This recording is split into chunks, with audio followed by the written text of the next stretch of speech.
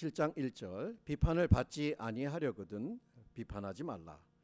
너희의 비판하는 그 비판으로 너희가 비판을 받을 것이요 너희의 헤아리는 그 헤아림으로 너희가 헤아림을 받을 것이니라. 어찌하여 형제의 눈 속에 있는 티는 보고 내 눈 속에 있는 들보는 깨닫지 못하느냐. 보라, 내 눈 속에 들보가 있는데 어찌하여 형제에게 말하기를 나로 내 눈 속에 있는 티를 빼게 하라 하겠느냐. 외식하는 자여, 먼저 내 눈 속에서 들보를 빼어라. 그 후에야 밝히 보고 형제의 눈 속에서 티를 빼리라. 아멘. 고맙습니다. 하나님, 오늘도 말씀을 읽고 강론할 수 있는 자유함을 주셨습니다. 이제 주님께서 성령을 통해서 우리에게 말씀하실 시간입니다. 저희들에게 겸손함을 또 믿음으로 이 말씀을 듣고 수용할 수 있도록 은혜를 내려 주옵소서. 주의 성령께서 이 시간을 통하여 꼭 교회에 또 우리 각자에게 들려주고 싶은 음성이 있을 줄 아오니 그 말씀이 드러나고 또 주의 영광이 드러나고 또 주의 은혜가 충만한 시간 되게 하여 주옵소서. 예수 그리스도의 이름으로 기도합니다. 아멘. 대통령 선거가 있을 때마다 좀 느끼는 겁니다. 특별히 요즘도 마찬가지지만 그 각 후보들이 서로 이제 자기의 정책에 대해서 설명을 하고 또 이런 시간들은 참 유권자들에게 필요한 시간입니다. 근데 정책 설명보다는 이제 상대방의 흠집을 내고 또 비판하고 또 악담하고 인신공격하고 가족까지 공격하는 것들이 너무나 평범하게 이루어지고 있어요.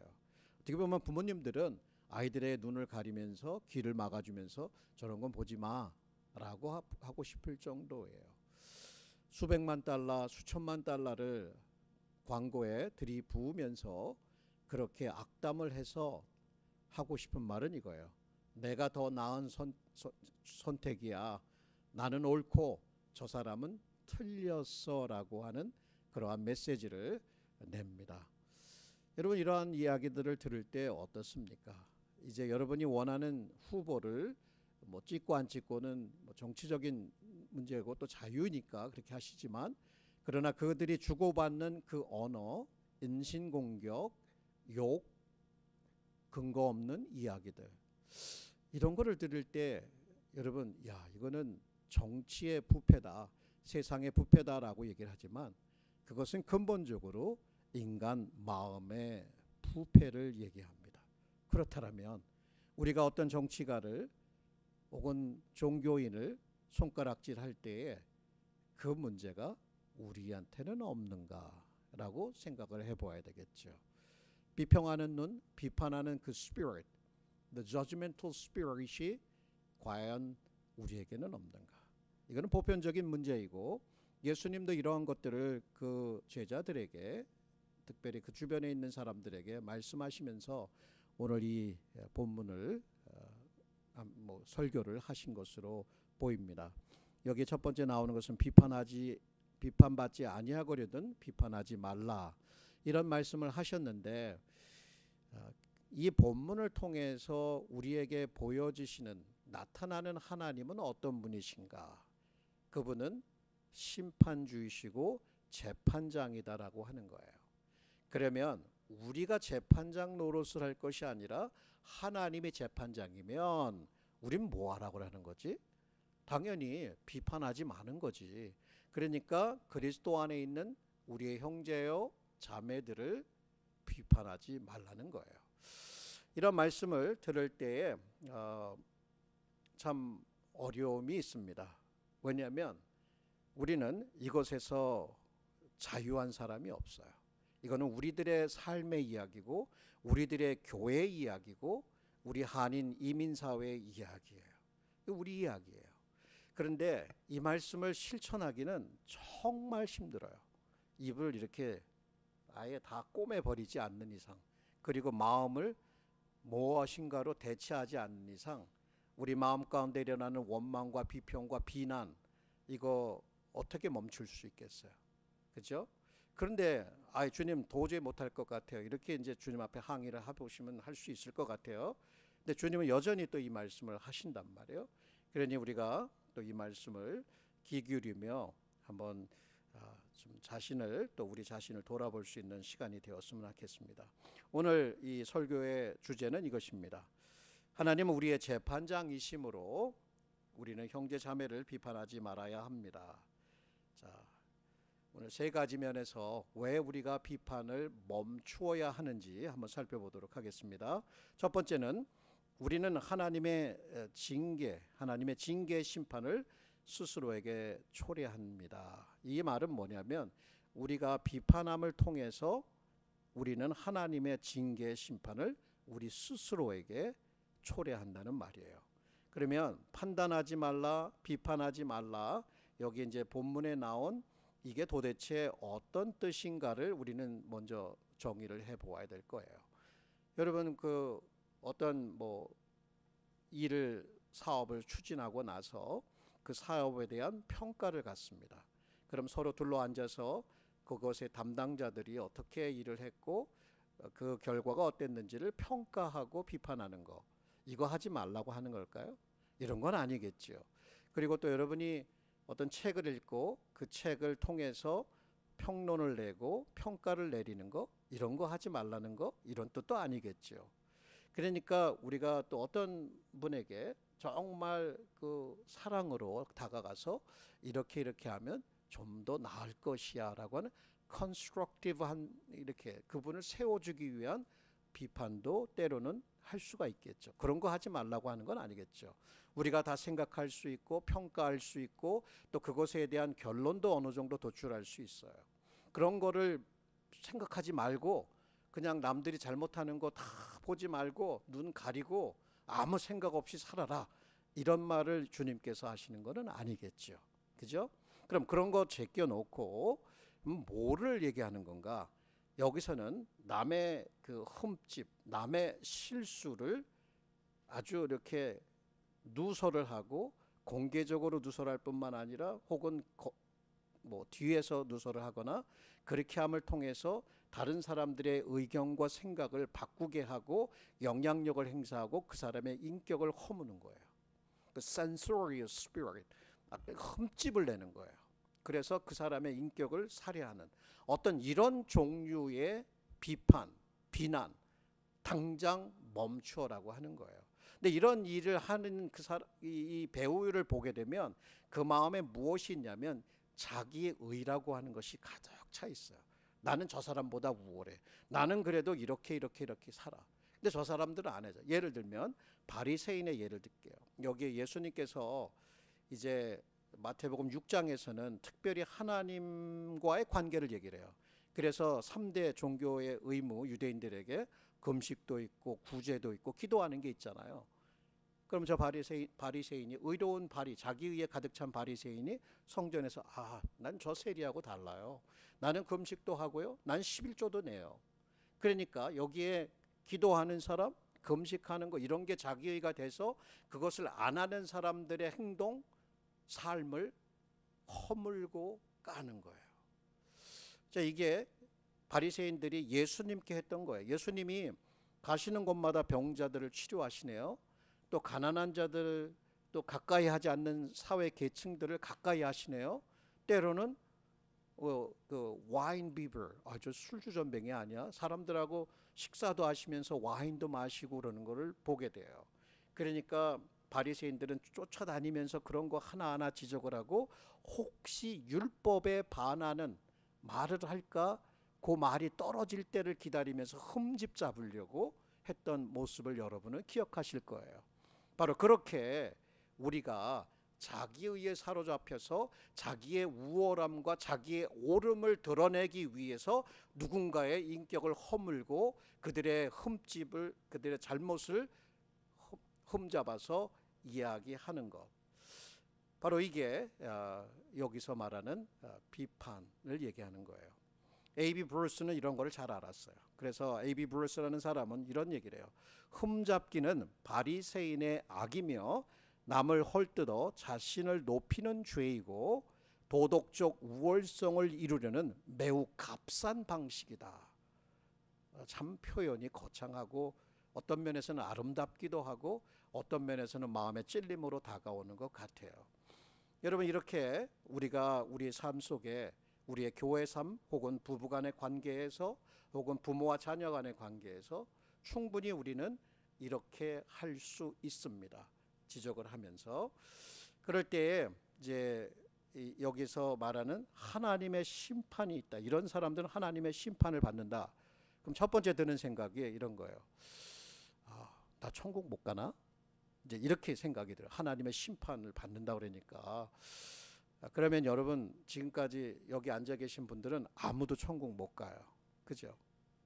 우리 다 흠 잡아보고 남들의 그 잘못을 지적해보고 또 뒤에 가서 쏙싹쏙싹 안 해본 사람이 없을 거로 생각해요. 저도 했고 여러분도 했을 거란 생각이 듭니다. 자, 그렇게 말씀을 해석하면 저와 여러분은 심판을 받게 되니까 천국에 못 간다. 이런 해석이에요. 근데 천국에 가고 안 가고는 우리의 행위에 달린 것이 아니라 하나님의 은혜에 달렸다.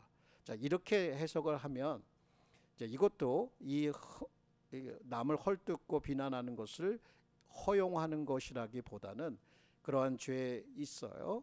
그럼에도 불구하고 그리스도를 회개하고 그리스도를 믿는 사람들에게 의롭다 칭함을 주시고 우리의 허물을 덮어주셔요.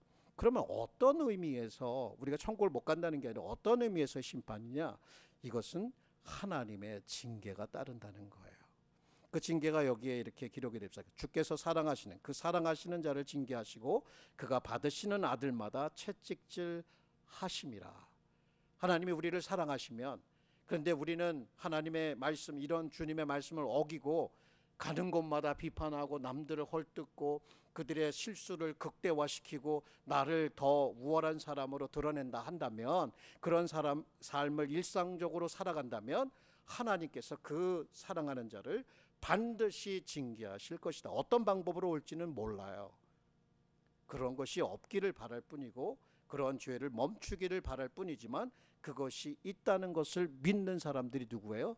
신자예요. 믿는 사람인 거예요. 근데 제가 이제 이렇게 이 말씀을 준비하면서 나는 예수님을 믿는데 근데 왜 나는 계속 이런 죄를 반복하며 살아왔지? 왜 우리는 이런 죄를 마치 담대하게 이렇게 행하지? 이런 질문을 던져보니까 회개밖에 답이 없더라고요. 그렇구나.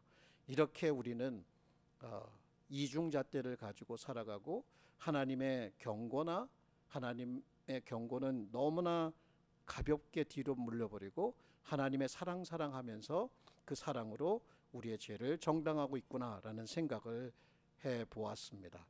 여러분, 하나님은 우리의 심령을 살피시겠죠. 잠언서의 말씀대로 사람의 행위가 자기 보기에는 모두 깨끗하여도, 우리가 누군가를 비판할 때 우리는 깨끗한 것처럼 생각하고 의로운 것처럼 생각하고 나는 그 일을 안 하는 것처럼 생각하는 착각에 빠지지만 우리 하나님은 우리의 심령을 꿰뚫어 보고 계신 거예요.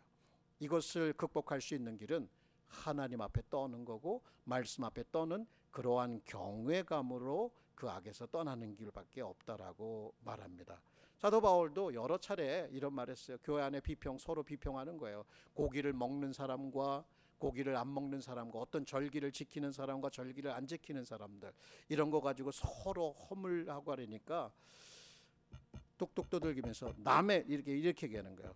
우리가 다 하나님 앞에 심판대에 설 거야. 너가 심판자가 아니라 하나님이 심판할 거야. 남의 하인이 이러쿵저러쿵 하는 거 그거 네가 판단할 거 아니야. 하는 하나님이 오시면 판단할 거야 라고 말하는 거예요. 사도 바울은 고린도 전서에서도 그러니까 그분이 오시기까지 우리는 판단하지 말자. 사도 바울도 자기 자신을 스스로 판단하지 않는다라고 얘기를 해요. 자, 이런 것이 굉장히 중요하겠죠. 제가 그 한 가지 예를 들어 드릴게요. 이게 이러한 마음이 우리가 들 때에 우리 마음을 잘 살피고 또 우리 마음에 무엇이 있는가를 살피면서 이제 어떻게 해야 될 것인가. 그 UCLA에 그 전설적인 농구 감독이 있어요. 저는 사실 개인적으로 이분이 어떠한 일을 했는지 잘 모르겠습니다. 이름이 존 우덴이라는 분이에요. 굉장히 유명했던 분 같아요. 그래서 이분이 이제 활동하던 그 거의 한 30년 가까이 되는 대학 농구팀을 인도하면서 항상 그랬대요.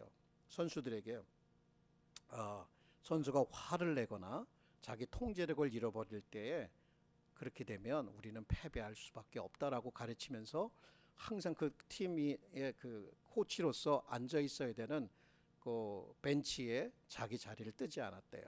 옛날에는 그게 법이었는데 이제 나중에는 없어진 거예요. 그 자리를 지키면서 그 선수들의 그 경기하는 것들을 관전하면서 이렇게 잘 코칭한 거죠.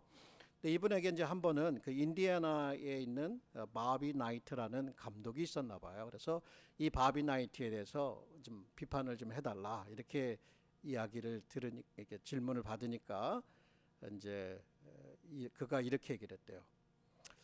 그가 훌륭한 지도자라고 생각하지만 나는 심판자가 아니니 그를 판단하지 않습니다. 우리 중 최고의 사람에게도 나쁜 것이 있고 최악의 사람에게도 좋은 것이 있습니다. 이렇게 얘기를 했대요. 그래서 자기는 심판자가 아니기 때문에 판단하지 않는다. 여러분, 우리가 판단을 멈추라는 것은 사고하고 평가할 수 있는 능력을 멈추라는 것은 아니겠죠. 그러나 오늘 이 말씀을 통해서 보듯이 남에게 흠집 내려고 하는, 그래서 자기 의로움과 도덕적 우월성을 드러내려고 하는 것들 반드시 멈추어야 됩니다.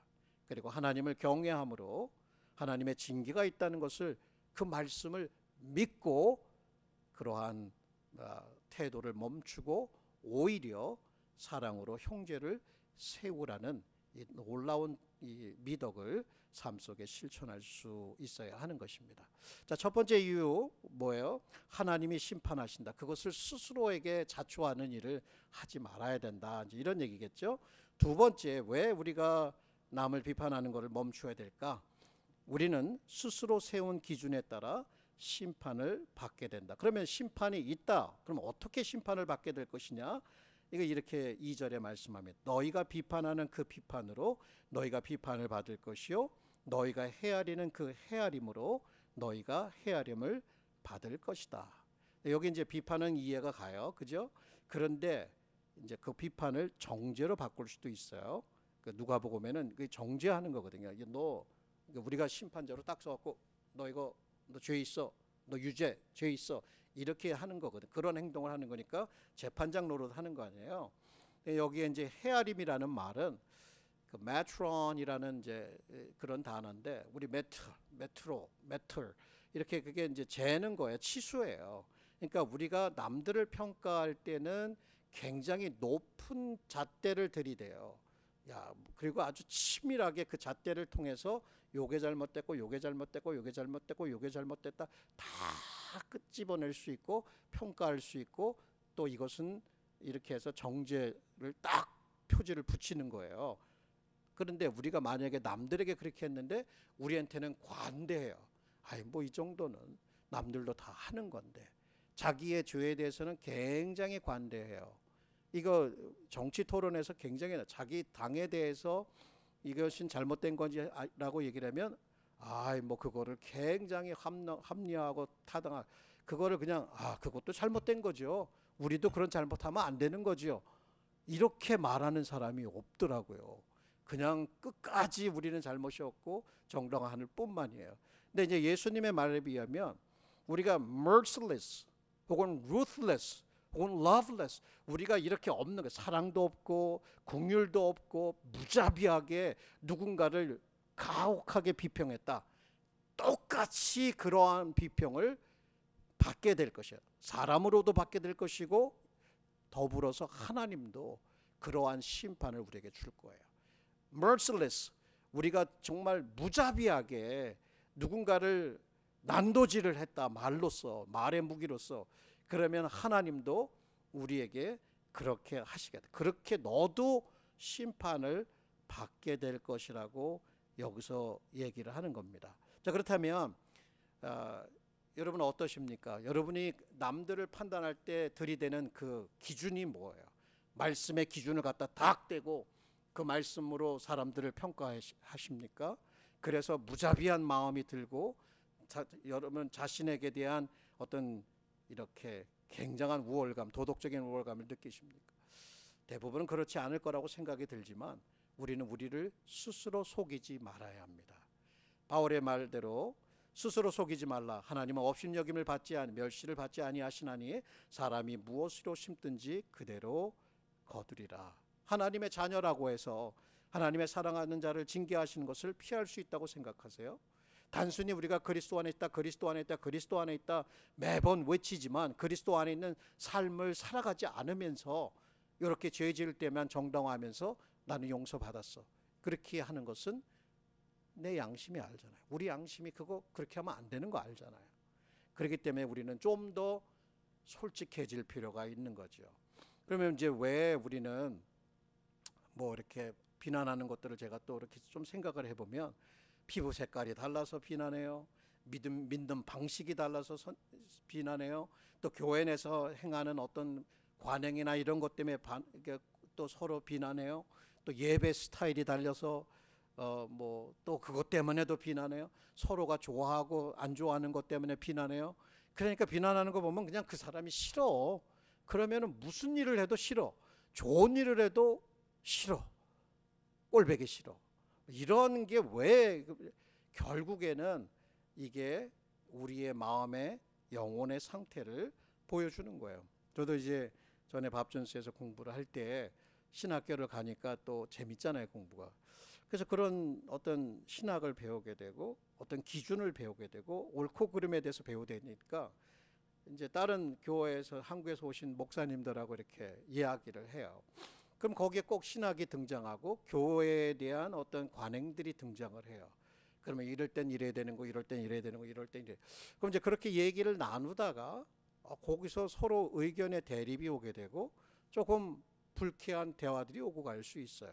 그래서 제가 이제 막내였기 때문에 좀 겸손하면 괜찮은데 이거 이렇게 하면 안 되죠. 이렇게 이제 이런 스피릿이 강했어요. 또 지는 것도 또 그렇게 별로 이렇게 좋아하지 않고. 근데 이제 문제는 거기서 끝나면 괜찮은데 그게 뒤로 가요. 그러면 이제 또 계속해서 이어지는 거예요. 그런 전쟁이. 야, 근데 이거 이렇게 얘기하더라. 이거 이런 거 얘기하면 이거 잘못된 거 아니야? 그러면서 남들에게 내가 옳다라고 하는 그 지지를 받기를 원해요. 그 지지를 받으려고 하면 당연히 누군가를 상대를 허물어야 되는 거잖아요. 제가 이런 걸 했더니 나중에는 제 주변에 이렇게 사람이 없어요. 그러니까 홀로 남는 거죠. 좀 외롭죠. 저 친구 저거 건드리지 마. 저거 얘기했다가는 저거 하여튼 안 좋아. 뭐 이런 거죠. 같은 조그만 한인 커뮤니티에서 그런 것들을 경험하면서 이렇게 비본질적인 것으로 나의 옳음을 누군가에게 드러내기 위해서 했던 이 행위가 나 이거 하지 말아야 되겠다. 앞으로 하지 말아야지. 했는데 했을까요? 안 했을까요? 그 후에 했죠. 자랑은 아니지만 줄이려고 많이 노력을 했고 그거를 이제 세월이 흘러가면서 배우면서 이게 이렇게 할 것이 아니구나. 이건 무익한 토론이고 무익한 논쟁이고 결국에는 교회를 허물고 누군가를 허무는 것이다라고 하는 것을 아주 이렇게 저의 경험을 통해서 이렇게 배운 적이 있습니다. 그렇기 때문에 하나님이 우리에게 심판하실 때 내가 merciless하게 사랑 없이 긍휼함을 없이 누군가를 비평했다면 나도 동일하게 그런 것을 받을 것이라는 것이에요.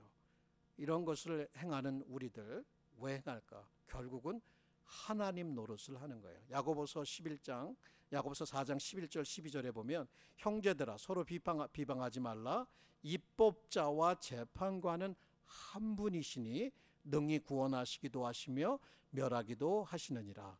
너는 누구이기에 이웃을 판단하느냐. 이 얘기가 동일한 예수님의 마태복음 이야기와 같은 거예요.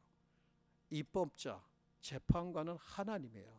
하나님 앞에 맡겨버리면 되는데 우리가 그것을 하나님 행세를 하면서 남들에게 옳고 그름을 평가해주고 이때는 이렇게 하는 거야, 이때는 이렇게 하는 거야 하면서 자기의 영향력을 넓혀가는 거, 이거 멈추라고 말씀해 줍니다. 남을 판단하는 거 우리의 일이 아니라 하나님께서 하실 일이고 판단을 선고하는 대신 하나님께 맡겨야 되는 거예요. 바울의 권면대로 그러므로 때가 이르기 전에 주께서 오시기까지 아무것도 판단하지 말라. 그가 어둠에 감추인 것들을 드러내고 마음의 뜻을 나타내시리라. 우리가 그렇게 비평하고 비난하고 살아갔다고 칩시다. 우리가 그런 교회였다고 칩시다. 그러면 이 교회가 행복할까요? 오늘 우리 장로님께서 참 귀한 기도를 올려주셨어요. 우리 교회 서로 사랑하고 서로 화합하고 서로 하나가 되는 거 얼마나 성경적입니까? 우리는 정말 그것을 소원해요. 그것을 정말 소원해요. 그래서 저도 아침마다 기도해요. 그렇다면 그 기도에 맞게끔 우리가 행동할 필요가 있는 거겠죠. 자, 판단하지 말라고 하는 거, 그 명령은 단순히 눈먼저가 되지 말라고, 아무것도 보지 말라는 그런 요구가 아니라 결국은 뭐예요? 관대해져라. Be generous. 누군가에게 관대하고 넓은 마음을 가지라고 하는 거예요. 예수님은 우리에게 인간이기를 멈추라고 말씀하시는 것이 아니라 하나님이 되려는 주제넘는 야망을 버리라고 말씀하시는 것이다. 존 스타트 목사님의 말이에요. 여기 다시 한번, 예수님은 우리에게 인간이기를 멈추라고 말씀하시는 것이 아니라 하나님이 되려는 주제넘는 야망을 버리라고 말씀하시는 것이다. 계속 누군가를 잘근 비난하고 씹었다고 칩시다. 그게 우리의 습관이 됐다고 칩시다. 그 마음이 행복할까요? 절대 행복하지 않아요. 참된 기쁨이 있을까요? 절대 그런 기쁨이 없어요. 그냥 인간적으로 육신을 따라 살아가는 것뿐이에요. 여러분, 우리가 정말 주님께서 이렇게 행복한 그리스도를 통한 그 영원한 생명과 용서를 받고 그 십자가의 은혜가 어떤 것인지 우리는 눈물로써 회개하며 경험해 본 사람들이에요. 그것이 나의 삶의 중심이 되고 그렇게 인간관계도 맺고 살아가고 싶어요. 주님이 나를 그렇게 용서해 주셨다면 나도 우리 이웃에게 최소한의 그러한 마음을 품고 대하려고 하는 그 시도는 우리가 천국 가기 전까지 멈추어서는 안 된다는 것입니다. 왜 그런 명령을 주셨냐? 예수님께서 이런 말씀하면서 불같이, 요즘 유튜브 보면 아주 자기만 오라, 모든 정치 문제, 모든 종교 문제 나왔고 다 대답을 주려고 노력해. 근데 보면 그 표정이나 말들이 너무 굳어 있어. 비평하는 거예요. 그렇게 하면 안 될 것 같아요. 오히려 예수님의 이 얼굴은 너무나 그 제자들을 사랑하기 때문에 이것이 이렇게 될 때에 너희들이 참된 의미 있는 삶을 살고 행복한 삶을 살고 있다라고 하는 것을 애절한 마음으로 가르쳤을 것 같아요. 손가락질, 내가 너희들 하는 거 다 알아. 그따위 식으로 하면 너희들 심판받아. 이렇게 그냥 불을 토하면서 경고했을까요? 그렇지 않았을 거라고 생각이 듭니다. 제가 이제 이 말씀을 묵상하면서 참 머리를 긁적긁적한 게, 나도 이거 혹시 여기 단상에 서서 이런 말을 하면 우리 교우들에게 이런 거 하지 마요 하면서 자기는 하잖아요. 이런 거 하지 마요 하고 야단치듯이 하고 막 비난하듯이 하면 진짜 이 말씀의 정신을 제대로 알지 못하는 거예요. 이 말씀의 정신에 비난받지 않으려면, 비판받지 않으려면 비판하지 말라고 했는데 나는 정작 말씀을 들어서 여러분을 비판하는 게 되잖아요. 그 정도로 내 마음이 좀 불편했어요. 이 설교를 건너뛸까라는 그러한 생각이 들 정도로. 그런데 이게 저 자신도 돌아보고 우리가 돌아보고, 왜? 하나님이 이게 바로 바른 길이야. 이게 내가 너희들을 위해서 예비한 그 풍성한 삶을 사는 길이야라고 얘기해 주는 거잖아요. 그러니까 그 마음을 우리가 읽고 그렇게 듣는다면 그렇지, 이것이 나를 위해서 하나님의 그 엄중한 심판을 피하고 정말 주님과 친밀한 관계를 누리면서 우리 교회가 그런 공동체를 만들면서 얼마나 행복한 교회 생활, 우리가 아주 뭐 찡그리면 살 필요 없잖아요. 누구나 다 행복한 교회 생활을 꿈꾸고 있잖아요. 자, 그런 면에서 이제 우리가 두 가지를 살펴보았어요. 한 가지만 더 살펴보도록 하겠습니다. 세 번째, 왜 우리가 이 남들을 비판하는 걸 멈추어야 되는가? 세 번째는 우리는 다른 사람을 올바르게 판단할 능력이 없다라고 얘기를 합니다. 이게 본문 말씀, 어찌하여 형제의 눈 속에 있는 티는 보고 내 눈 속에 있는 들보는 깨닫지 못하느냐. 어떻게 이런 표현이 나왔는지 몰라요. 형제의 눈 속에 있는 흠, 굉장히 잘못된 거라고 생각했는데 예수님은 그거를 티라고 얘기를 하시고, 정작 내가 비평하는, 내가 비난하는 내가 가지고 있는 문제를 들보라고 얘기를 하셔요. 그래서 외식하는 자여, 먼저 내 눈 속에 있는 들보부터 빼라. 그 후에야 밝히 보고 형제의 눈 속에 있는 티를 빼리라. 굉장히 이런 때에는 원래는 웃어야 되는 거예요. 근데 이게 도대체 우리가 무슨 의미인지 잘 모르지만 굉장한 what a contrast, what a comical, 웃긴 표현이거든요. 굉장히 대조죠. 자, 이런 표현을 쓰는 것을 보면 이제 여기서 몇 가지 생각하고 싶은 게 있어요. 도대체 우리 눈 속에 있는 이 들보가 무엇일까? 우리 자신이 어떠한 존재인지, 무슨 일을 행하고 있는지, 남들을 비평할 때 무슨 일을 행하고 있는지에 눈이 멀게끔 만드는 그게 뭐냐? 요 질문에 대답할 수 있어야 돼요. 들보는 도대체 뭐냐 얘기예요. 여기 보세요. 누군가 큰 이웃이 잘못을 했어요. 그런데 나는 그런 잘못을 행한 적이 없을 수 있어요. 그렇죠. 그 사람은 진짜 잘못했어요. 이건 이렇게 하면 안 되는 거야. 하라고 말할 수 있어요. 근데 내가 그것을 가지고 잘근잘근 씹으면서 소문을 퍼뜨리고 그 사람 이거 아니라고 막 얘기를 했다. 그러면 예수님의 이 말씀에 비추어서 내게 있는 들보는 무엇이냐? 예수님, 객관적으로 평가하면 저 사람과 내가 말씀에 비추어서 나는 요 정도 잘못했고 요 정도 잘못했는데 왜 내 잘못은 들보라고 얘기하고 저 사람의 잘못은 티라고 얘기합니까? 요게 해석을 필요로 하는 거예요. 예수님께서 어쩌면은 그 사람의 잘못이 사소한 것일 수도 있다는 거예요. 그죠?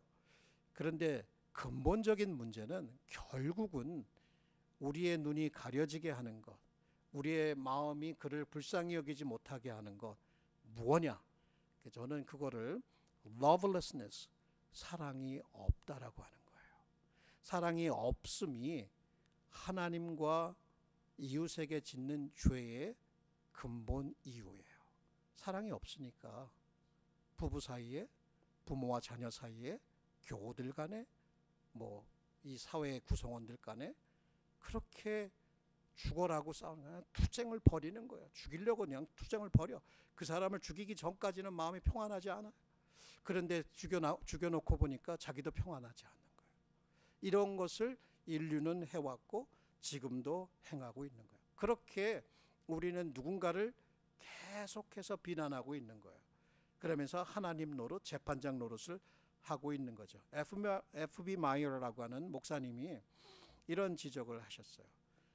이제 우리가 누군가를 비평할 때 그 사람이 그 죄를 짓지 않기 위해 얼마나 싸웠는지 여러분 아세요? 저도 몰라요. 여러분도 모르고. 그 다음에 그가 받은 유혹의 강도 모르는데, 그러니까 누군가 실수를 했다면 그 죄를 안 지으려고 얼마나 갈등하며 싸웠는지도 모르고 얼마나 강력한 유혹을 때문에 굴복하게 되었는지도 모른다는 거예요. 그래서 우리는 그 사람의 동기를 모르기 때문에 타인을 평가할 자격이 없다는 거예요. 우리가 아무리 한번 얘기하면 경험상 탁 해갖고 그냥 줄줄줄줄줄 이런 경우는 이런 거라고 다 얘기할 수 있겠지만 정작 그 사람의 숨은 동기와 삶의 갈등과 그 아픔과 상처와 그 피곤함과 지침 이런 거 다 컨텍스트는 무시하고 결과만을 가지고 얘기를 했을 때 제대로 된 평가를 내릴 수 있다? 못한다는 얘기예요. 더불어서 그렇게 평가하는 마음의 배후 가장 깊은 곳에는 그 사람을 향한 그 애정과 그 긍휼함과 그 동정과 사랑이 없다. 그러니까 그렇게 비난하는 거다. 왜 이런 것에 대해서 말씀을 통해서 왜 이런 말이 나와요? 사랑은 허다한 허물을 덮는다. 그러니까 결국 들보라고 하는 것은 우리를 말하자면 맹인이 되게 하는 거, 우리 자신의 실체에 대해서 맹인이 되게 하는 거. 나도 동일하게 그런 죄를 짓잖아요. 로마서 2장에도 보면 너 남들한테 하지 말라고 가르쳤지, 근데 너도 가서 했잖아. 이렇게 사도 바울이 지적을 하는 거예요. 그러니까 내로남불이라는 말 많이 하잖아요. 내로남불 가지고 막 다 내로남불 하지만 그렇게 말하는 그 사람도 내로남불하는 거예요. 이게 인간의 연약함이고 인간의 실체적인 모습이라는 얘기예요. 이런 거를 마음 아파하고, 이런 것 때문에 슬퍼하고, 이런 것 때문에 자기 자신의 무릎을 꿇고, 하나님, 내 마음이 이러네요. 내 마음을 정말 그리스도의 십자가 보혈의 그 능력으로 나 같은 자를 위해서도 피 흘려주시고 아무런 자격 없는 자를 사랑으로 하나님의 자녀로 삼아주시고 천국 백성으로 삼아주셨다. 이 복음으로 돌아가서 그 복음이 얼마나 필요하고 너무나 감사한 일인지를 깊이 돌아보고 그 원칙과 원리와 그 사랑의 깊이, 그것을 따라서 살아갈 때에야 이 입술에서 비난이 줄어들게 될 것이고, 어느 순간에는 그 사람을 칭찬하게 되고 그 사람을 높여주는 그러한 자리에 갈 수 있어야 된다는 거죠. 글쎄요 여러분, 이게 사람의 정도에 신앙에 따라서 다 다를 수는 있겠지만 우리가 가야 할 방향은 거기다라고 얘기를 해주는 거예요. 이게 이런 말씀들을 읽으면서 마틴 로이드 존스 목사님도 나름대로의 인사이트를 우리에게 얘기를 해요. 여기 이분의 그 핵심은 이거예요. 맹인이요. 맹인이 안과 의사가 되어서 다른 사람의 눈에 티를 제거하려는 것보다 더 우스운 일은 없다. 제가 앞을 보지 못하는 맹인인데 내가 안과 의사가 됐어. 내가 안과 의사야. 너 이리 와봐. 이리 와봐. 잠깐 봐봐. 그 눈이 얼마나 예민합니까?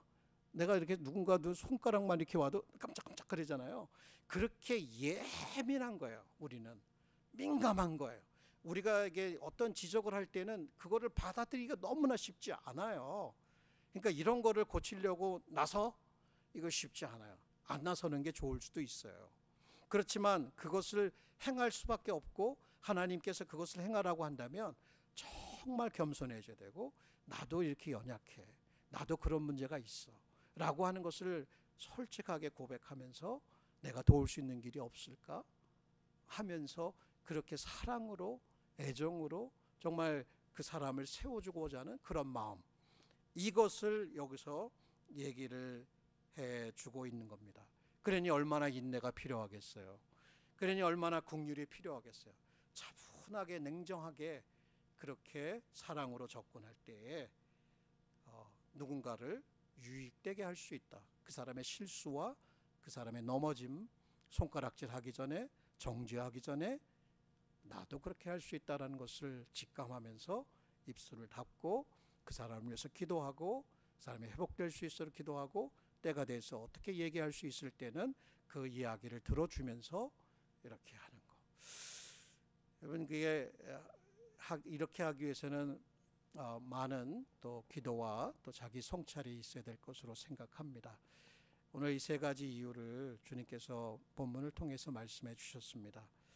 여러분, ugly truth라고 하는 그 단어를 아실 거예요. 사실 진실, 진리를 접하는 건 쉽지 않아요. 우리 내면의 실체에 대한 진실을 보여주는 이야기, 마치 얼굴에 곰보가 난 것처럼, 이 늙은 노파 할머니처럼 사람들이 다 피하는 거예요. 냄새가 나고.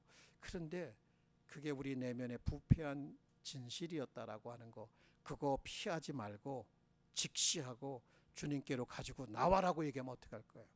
우리는 누구나 다 이 젊은 청년처럼 매력적이고 재미있고 신나는 이야기를 들으면 다 거기에 따라가지만, 그러나 우리의 이 불편한 내면의 죄의 진실을 보여주는 성경, 이런 말씀 앞에 어떻습니까 여러분? 다 피하고 싶죠. 오늘 이러한 불편한 진실을 보여주었을 때 여러분, 이것에 대해서 도망가지 마십시오. 오히려 주님께로 나오시면 돼요. 예수께서 십자가에 달려 죽으신 것은 그냥 신화가 아닙니다. 그건 진리입니다. 이 진리 앞에 우리는 그대로 서야 해요. 주님, 나의 모습이 이래요.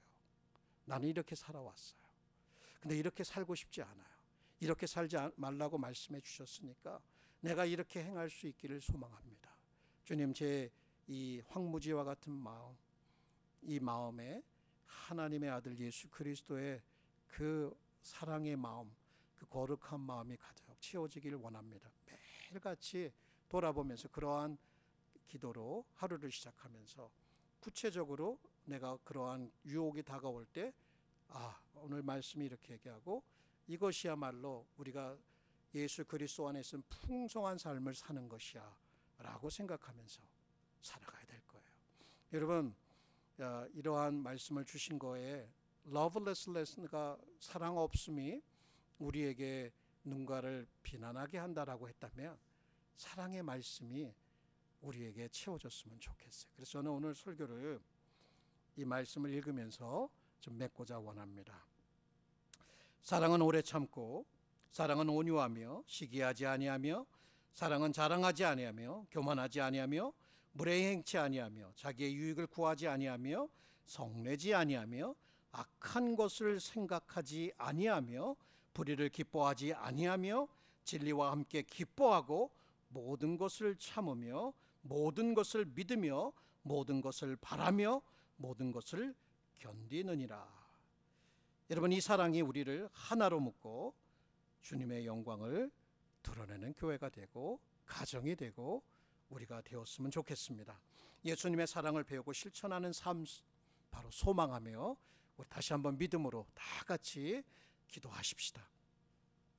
오늘 이 말씀을 주신 것은 주님께서 우리를 그냥 너무너무 사랑하시기 때문에 우리가 가야 할 길을 보여주셨다고 생각이 듭니다.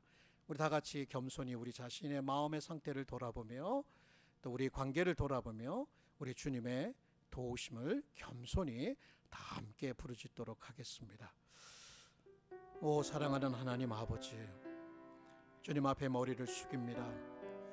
우리의 언어 생활 속에 또 우리의 이웃과의 관계에서 얼마나 우리가 사랑 없이 행했는지를 주님 앞에 고백합니다. 저희와 같은 자들 얼마나 죄가 많습니까?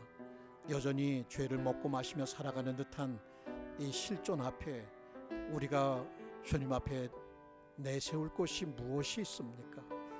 그럼에도 불구하고 왜 우리를 찾아오셔서 너 나하고 함께 살자, 너 나하고 함께 가자, 나의 나라로 함께 가자라고 우리를 품어주신 그 사랑을 어떻게 헌신장처럼 버리고 살아가겠습니까? 주님이여, 주님이시여, 우리에게 베풀어 주신 그 사랑을 잊지 않게 해 주옵소서.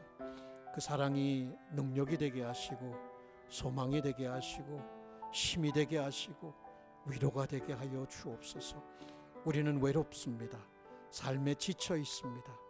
아버지 하나님, 너무나 이 믿음의 삶을 사는데 지쳐서 아무것도 할 수 없을 것 같은 생각이 우리를 좌절케 할 때가 있습니다.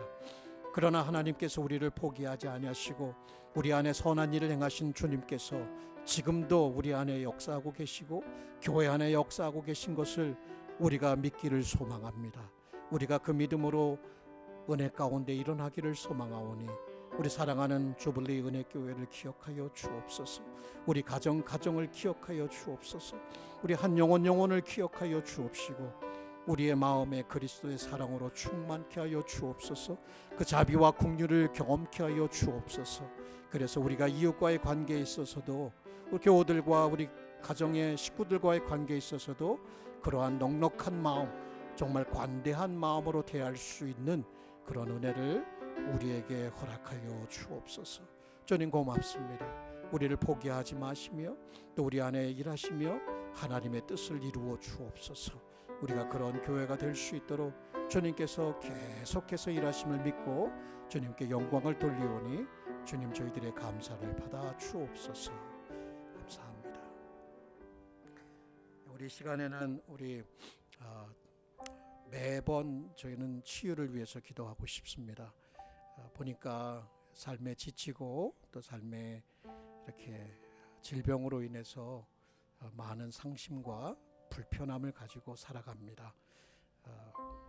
우리 이렇게 교우들을 위해서 정말 그리스도께서 가시는 곳마다 각색 병자를 치유하셨다라고 하는 이 말씀을 붙들고 정말 저가 우리의 연약함을 질병을 담당하셨다라고 하는 말씀을 기억하면서 하나님의 치유가 우리의 영혼과 우리의 몸과 또 우리의 환경 가운데 역사해 달라고 그렇게 한번 우리 다 같이 소리내서 하나님의 치유가 우리 자신과 우리 이웃과 우리 가족에게 우리 사회 속에 임하도록 우리 다 같이 기도하십시다. 오 주님, 다 연약합니다. 다 넘어집니다. 다 무기력함에 호덕이고 있습니다. 육신의 질병, 나이가 들어서 오기도 하고 무리해서 오기도 하고 또 유전적으로 부모로부터 물려받은 질고도 있습니다.